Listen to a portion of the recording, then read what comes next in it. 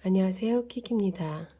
제가 지난번 올린 영상 중에 막방 있었잖아요.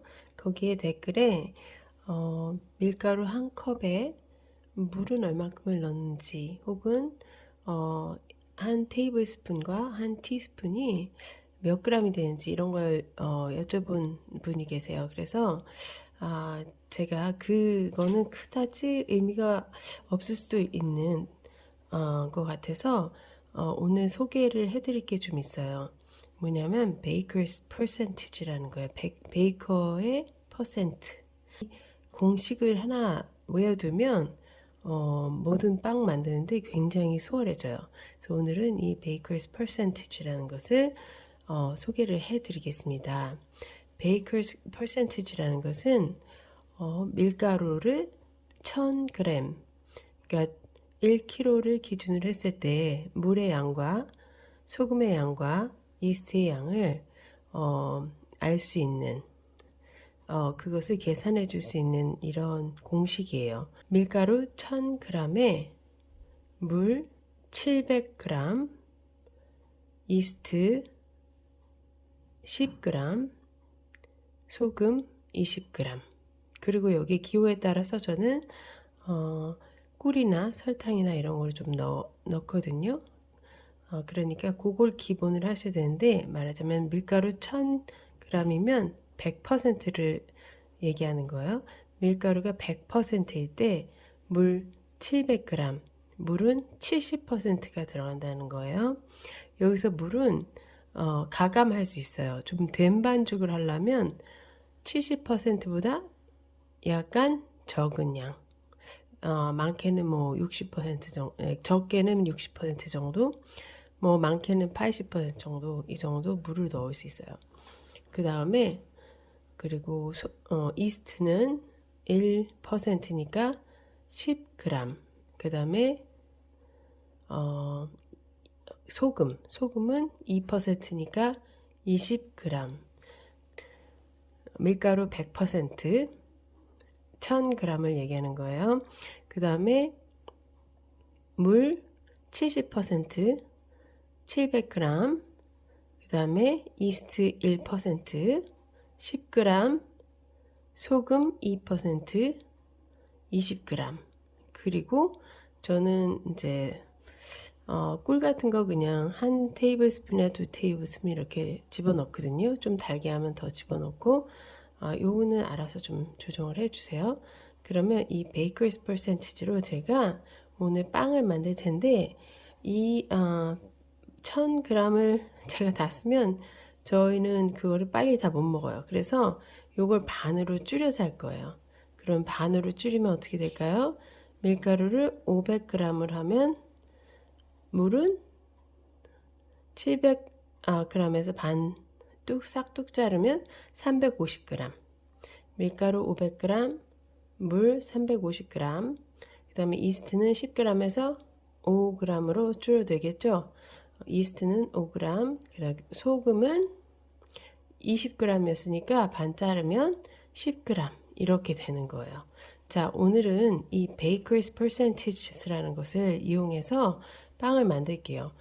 요거 꼭 알아두세요. 굉장히 유용한 거예요. 자, 그러면 밀가루 500g을 기준으로 하면 물은 350g이겠죠.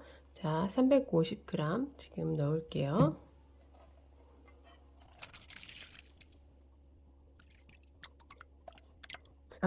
개인적으로 지난번 막방에서 했던 것처럼 밀가루 반죽을 해서 냉장고에 밤새 놔두기 때문에 물의 온도는 그다지 신경 안 쓰고 하고 있어요. 그 다음에 여기에 이스트를 5g을 넣어 줄게요. 다시 세팅을 하고 할 거. 이게 단위가 한 번에 잘 안 올라가요. 자, 어때요? 5g 들어갔습니다. 자, 5g 넣었고요. 그 다음에는 여기에다가 저는 꿀을 한 테이블 스푼 정도 넣을 거예요. 꿀을 넣겠습니다. 그냥 뭐 이 꿀은 대충 넣겠습니다.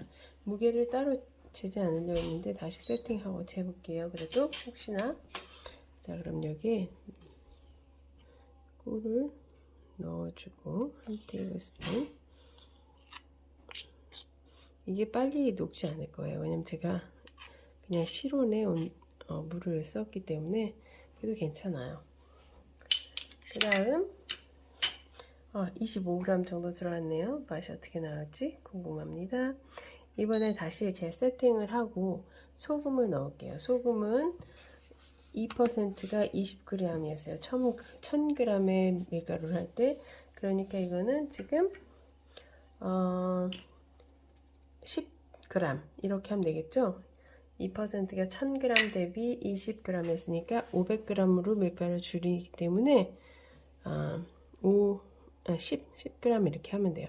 어떤 사람들은 소금을 나중에 넣는 경우가 많아요. 왜냐면 이 이스트하고 서로 이제 싸워서 이게 잘 부풀지 않는다 뭐 이런 얘기도 있는데, 제가 개인적으로 해본 결과는 별 차이가 없는 것 같아서 저는 역시 막방 스타일로 그냥 직접 넣어 보겠습니다.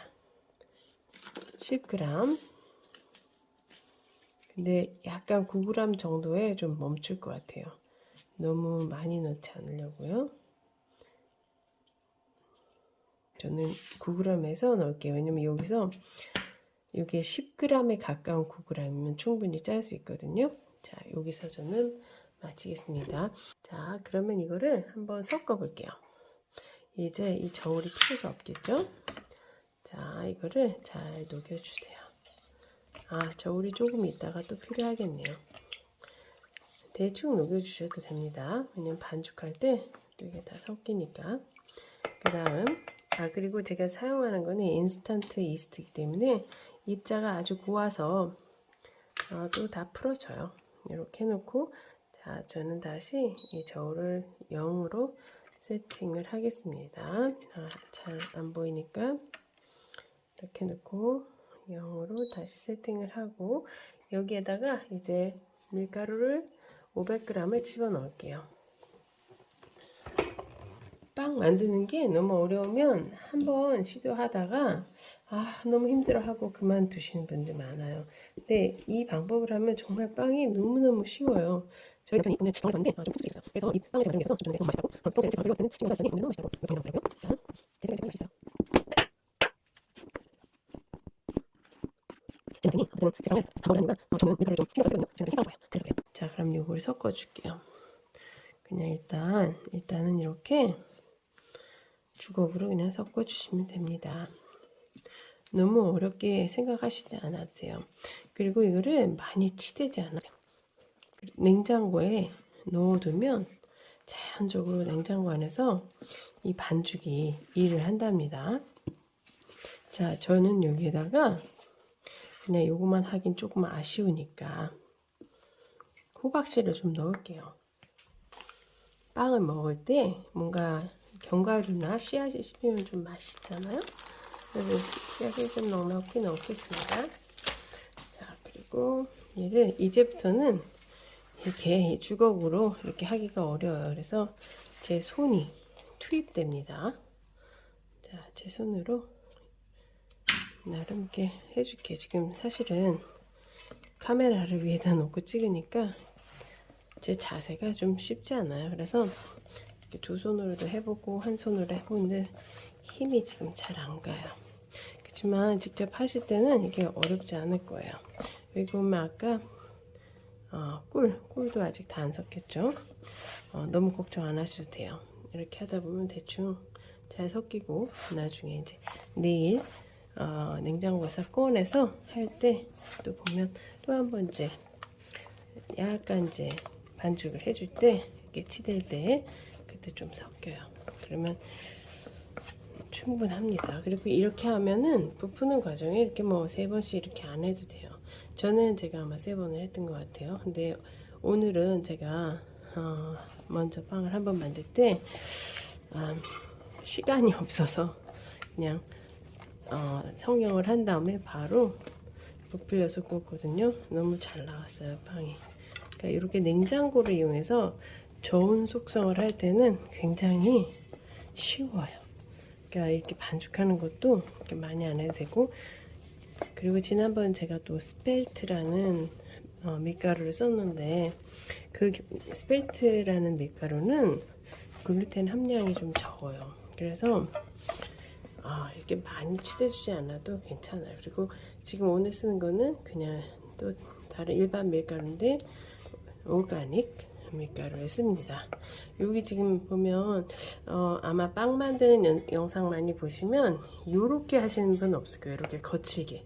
근데 저는 이렇게 대충 해도 된다는 걸 좀 보여드리기 위해서 이 정도로 하겠습니다. 그러면 이 상태에서 위에다 랩을 씌워줘요. 랩은 그냥 이렇게 공기만 안 들어갈 정도로 하고 되고, 이렇게 하셔도 돼요. 그래서 얘는 냉장고에서도 약간의 공기 이동이 있기 때문에 겉이 좀 마른 경우인데 큰 문제는 없어요. 좀 살짝 옆에가 좀 말라 있다고 해서.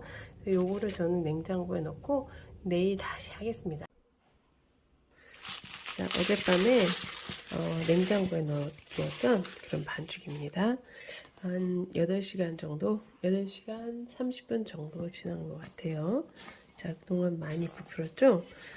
냉장고에서도 이렇게 발효가 잘 된답니다. 그래서 냉장고에서는 좀 넉넉히 시간을 잡고 24시간 내에만 만드시면 돼요. 자, 보시면 이렇게 생겼어요. 그러면 지난번에 영상에서는 제가 2번을 부풀렸는데 굳이 사실은 그렇게 안 해도 돼요. 냉장고에 오랫동안 발효를 할 때는. 그래서 이번에는 그냥 이렇게 하겠습니다. 좀 이렇게 펼치고, 너무 이렇게 프로페셔널하게 안 하셔도 돼요. 이렇게 한번 말아주고 다시 이렇게 끝이 접힌 부분을 다시 눌러주고, 저는 이번엔 좀 빵을 좀 길게 만들어 볼까 해요. 그래서 길게 만들면 그냥 저는 이렇게 빵 사이즈 크지 않고 슬라이스 했을 때 좋더라고요. 그래서 끝을 한번 접어주고, 굳이 이렇게 안 접어줘도 돼요. 이렇게 그 프로페셔널 하신 분들은 이렇게 해라 저렇게 하는 방법이긴 한데, 제가 그렇게 프로페셔널한 것 같진 않지만 만들어서 결과가 좋아서 맛있으면 되는 게 아닌가 싶어요, 저는. 그리고 일단 만들기가 쉬워야 되고, 그 다음에 그래서 귀찮지 않아야 되고, 언제든지 만들 수 있어야 되고, 그러면 된다고 봐요.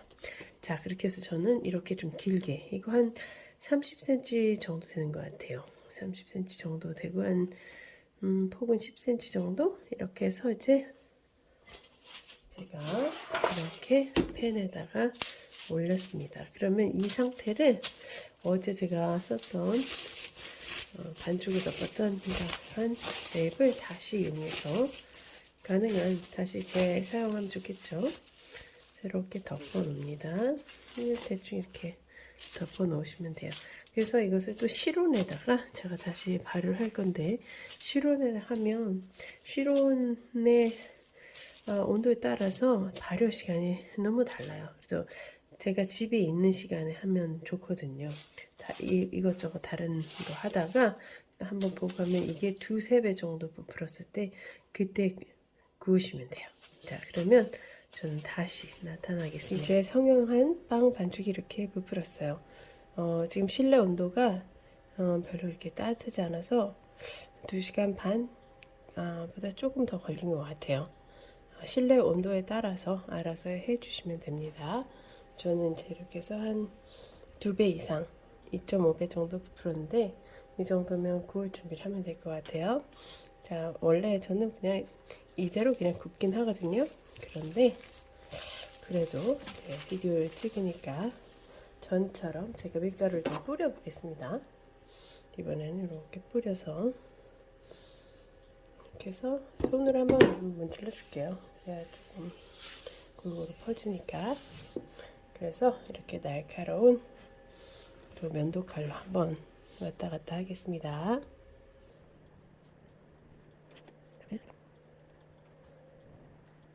보면 좀 모양이겠죠? 자, 그러면 지금 우리가 하고 있어요. 좀 넣을게요. 이제 여기 다 지금 넣을게요.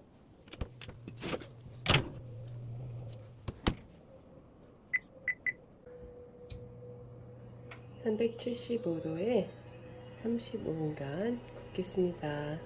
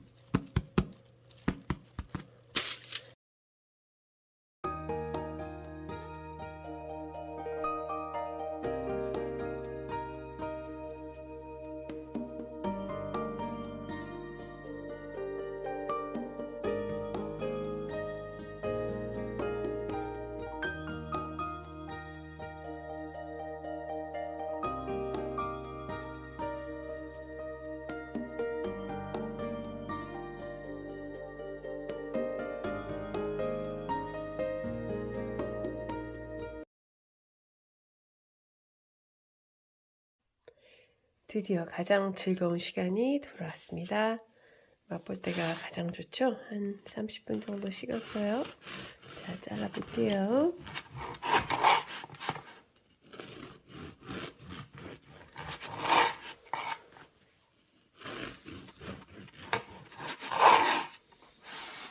자, 속은 이렇게 되어 있어요.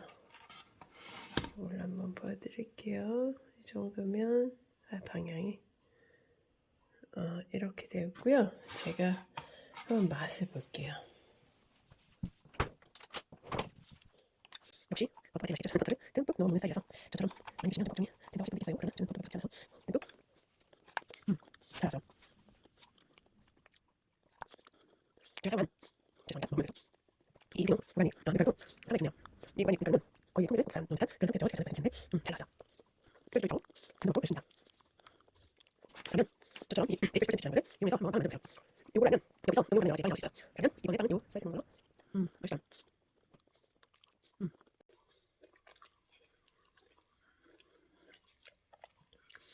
반죽을 많이 치대지도 않고 하니까 손목이 안 좋은 분들도 하실 수 있습니다. 저는 이것으로 영상을 마치고 다음 기회에 또 혹시 빵에 관련된